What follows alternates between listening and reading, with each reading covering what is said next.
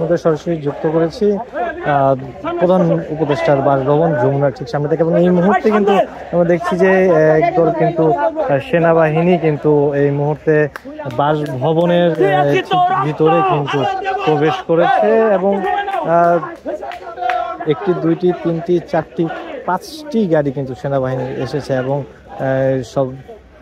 সকল সেনাবাহিনীর সদস্যরা কিন্তু এই মুহূর্তে এই যমুনার ভিতরে কিন্তু যমুনার যে সামনে যে জায়গাটি রয়েছে প্রবেশ মুখটি রয়েছে সেই প্রবেশ মুখে কিন্তু তারা ভিতরে তারা পজিশন নিয়েছেন। এবং ইতিমধ্যেই কিন্তু কিছুক্ষণের মধ্যেই পুলিশের একটি ব্যারিকেড ছিল, সেখানে র্যাব সদস্য ছিল, ব্যারিকেডের পেছনে পুলিশ সদস্য ছিল, তার পেছনে আরেকটি এই আইন শৃঙ্খলা রক্ষাকারী বাহিনীর আরেকটি গ্রুপ সদস্যরা ছিল এবং তার পেছনে কিন্তু সেনাবাহিনীর সদস্যরা কিন্তু মাত্রই তারা আসলেন, তারা কিন্তু ভিতরে তারা কিন্তু জায়গা করে কিন্তু তাদের যে নিরাপত্তা বলে কিন্তু আরও জোরদার করে নিলেন। এবং এই মুহূর্তে কিন্তু যেই শিক্ষার্থীরা রয়েছেন, এনসিপি যেই সদস্যরা রয়েছেন, তারা কিন্তু যমুনার সামনে কিন্তু এই মুহূর্তে বসে গিয়েছেন, কেউ শুয়ে পড়েছেন,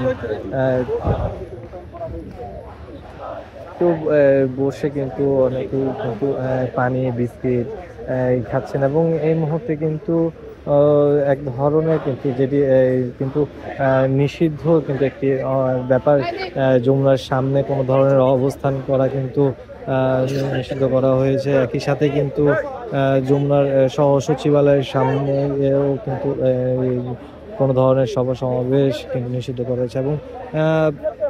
এবং আরও কিছু সেনাবাহিনী কিন্তু আমরা দেখছি তারা রাস্তার অপর পাশে কিন্তু তারা রয়েছে, তারা কিন্তু গাড়ি থেকে তারা কিন্তু এই মুহূর্তে নেমে যাচ্ছেন এবং তারা কিন্তু তাদের পুরো এলাকা থেকে কিন্তু নিয়ন্ত্রণে নেওয়ার চেষ্টা করবেন হয়তো। এবং এই মুহূর্তে সেনাবাহিনীরা ভবনের যমুনার যে ভিতরে জায়গাটি রয়েছে সেইখানে কিন্তু তারা অবস্থান নিচ্ছেন। এই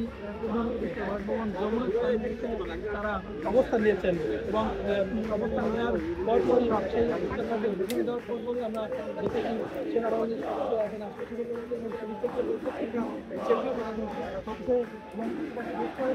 নিরাপত্তা সেই নিরাপত্তা জোরদার করা হয়েছে। দেখতে পাচ্ছি দেশের উদ্যোগের আমরা এই জন্য ভীতি মাটি এবং দেখলাম এবং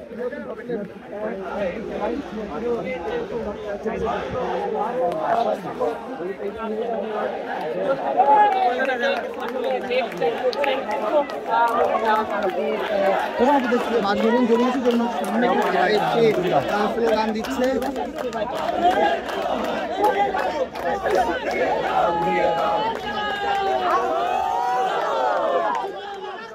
আরো